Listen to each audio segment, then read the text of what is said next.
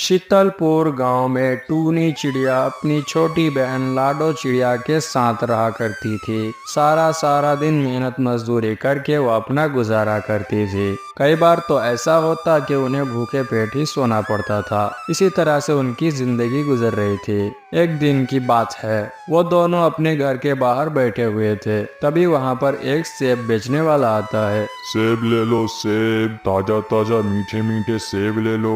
एक बार खाओगे तो बार बार खाओगे। सेब ले लो सेब। उस सेब वाले को देखकर लाडो अपनी बड़ी बहन से कहती है, दीदी वो देखो सेब वाला, मुझे तो बहुत जोरों की भूख लग रही है। कल रात से ही हमने कुछ नहीं खाया। चलो ना दीदी, मुझे सेब दिलवा दो। लाडो वो सेब बेचने के लिए आया है, बांटने के लिए नहीं। वो सेब तो देगा, लेकिन उसके लिए हमें पैसे भी तो देने पड़ेंगे ना, और हमारे पास तो पैसे है नहीं। फिर हम सेब कैसे खरीद सकते हैं? हाँ हाँ दीदी, आप ठीक ही कह रहे हो, लेकिन चलो ना दीदी, एक बार उससे मांग कर तो देखते हैं। सिर्फ एक ही सेब मांगेंगे, क्या पता वो हमें सेब दे दे। एक सेब देने से उसका क्या ही बिगड़ जाएगा। ठीक है लाडो, तू यहीं पर मेरा इंतजार करो, मैं उससे सेब मांग कर देखती हूँ। यह कहकर टूनी चिड़िया सेब वाले के पास जाती है और कहती है, भैया क्या आप मुझे एक सेब दे सकते हो? हाँ हाँ बहन, क्यों नहीं। मैं यहाँ सेब बेचने ही तो आया हूँ, लेकिन तुम्हें एक सेब के 15 रुपये देने होंगे। पर भैया मेरे पास तो पैसे ही नहीं। आप मुझे एक सेब दे दीजिए ना, बस एक सेब दे दे भाई। मेरी छोटी सी बहन वहाँ रात से भूखी पड़ी है, उसे सेब खाने का बहुत मन कर रहा है। बस भैया एक सेब दे दीजिए। क्या बहन, ये तुम क्या कह रही हो? मैं यहाँ फ्री में सेब बेचने के लिए नहीं आया, मैं यहाँ पैसे कमाने के लिए आया हूँ। अगर मैं इसी तरह सेब देता रहूंगा तो फिर मैं क्या कमाऊंगा? मुझे कैसे पैसे मिलेंगे और मेरे घर का गुजारा कैसे होगा? नहीं नहीं बहन, जाओ यहाँ से, मैं तुम्हें फ्री में सेब नहीं दे सकता। भैया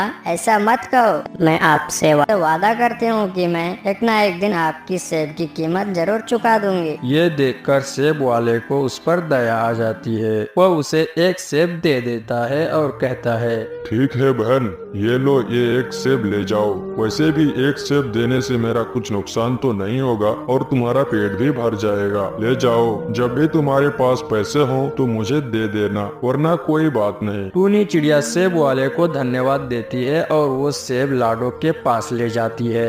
लाडो ये देखो, मैं तुम्हारे लिए सेब ले आई हूँ। अब तुम यह सेब खा लो, तुम्हें बहुत भूख लगी थी ना, ये खा लो, इससे तुम्हारा पेट भर जाएगा। नहीं दीदी, मैं इसे नहीं खाऊंगी। क्या ये तुम क्या कह रही हो? तुम तो कह रही थी मुझे बहुत भूख लगी है और सेब खाना है, तो अब तुम क्यों नहीं खा रहे? नहीं नहीं दीदी, मैं ये सेब नहीं खाऊंगी। मेरे दिमाग में एक बहुत अच्छा आइडिया आया है। अगर मैं एक सेब खा भी जाऊंगी तो इससे मुझे क्या मिलेगा, लेकिन अगर मैं इसी एक सेब को जमीन में बो दूंगी तो वहाँ से बहुत अच्छा सेब का पेड़ निकल आएगा और उसमें बहुत सारे सेब लगेंगे, और फिर हम उस सेब वाले को एक सेब भी लौटा देंगे और खुद भी रोजाना पेट भरकर सेब खाया करेंगे। लाडो ये तुम क्या कह रही हो? ऐसा कैसे हो सकता है? तू सपने मत देख, चुपचाप ये सेब खा ले। नहीं नहीं दीदी, आप यह सेब मेरे लिए ही लाई हो ना, आप ये सेब मुझे दे दो, फिर मेरी मर्जी, मैं इसे खाऊं या इसे जमीन पर दबा दूं। लाओ आप ये सेब मुझे दे दो। यह कहकर लाडो वहाँ से सेब लेकर चली जाती है और एक जगह पे जाकर जमीन में दबा देती है और फिर वो अपने घर के लिए निकल पड़ती है।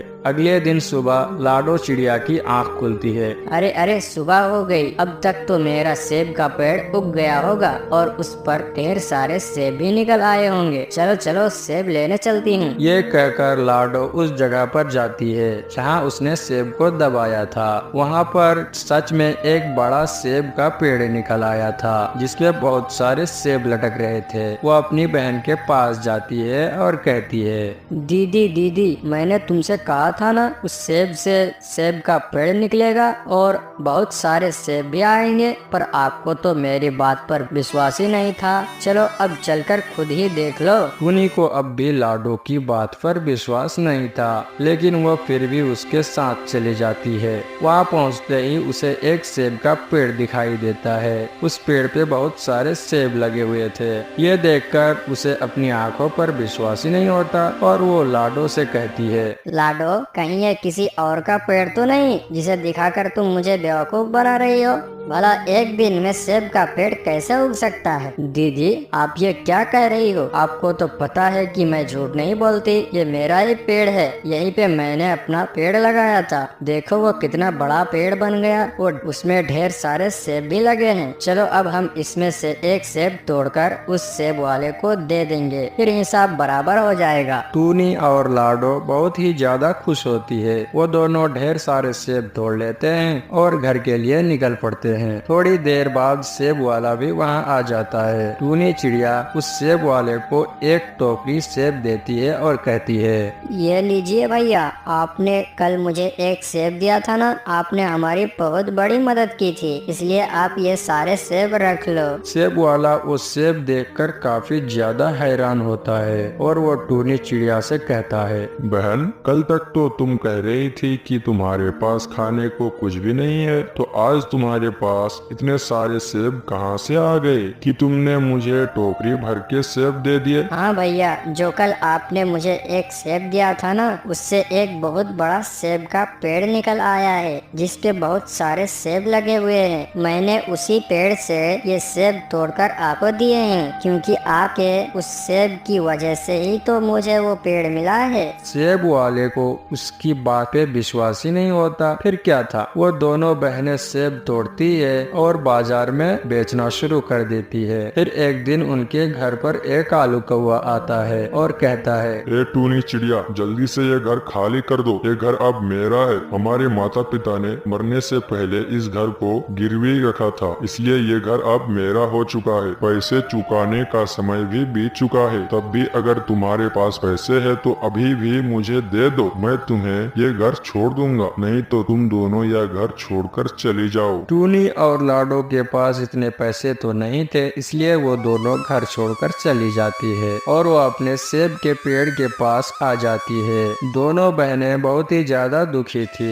दीदी दीदी ये क्या हो गया? अब हमारा क्या होगा? हम कहाँ जाएंगे, कहाँ रहेंगे? हमारा तो इस दुनिया में कोई भी नहीं है, अब तो हमारा घर भी छिन गया। अब क्या हमें इस जमीन पर ही रहना पड़ेगा? नहीं नहीं लाडो, तू चिंता मत कर, मैं हूँ ना तुम्हारे साथ, मैं जरूर कुछ न कुछ करूँगी। हम दोनों यहाँ जमीन पे कैसे सो सकते हैं? दोनों बहनें इसी तरह बहुत ही उदास थी कि तभी उस सेब के पेड़ में से एक विशाल घर निकल आता है जो बहुत ही सुंदर होता है। दोनों बहनें उसे देखकर हैरान हो जाती है। अरे लाडो, ये क्या हुआ? ये घर कैसे बन गया? ये देख, ये घर तो बहुत सुंदर है। हाँ दीदी, आप सही कह रही हो, विश्वास तो मुझे भी नहीं हो रहा। इसका मतलब है दीदी ये सेब जादुई है। हम दोनों बहुत परेशान थे और वो हमारी आवाज सुनकर शायद इसने घर बना दिया है ताकि हम दोनों को जमीन पर न रहना पड़े। और फिर वो दोनों बहनें बहुत ही खुश हो जाती है और उस घर में चली जाती है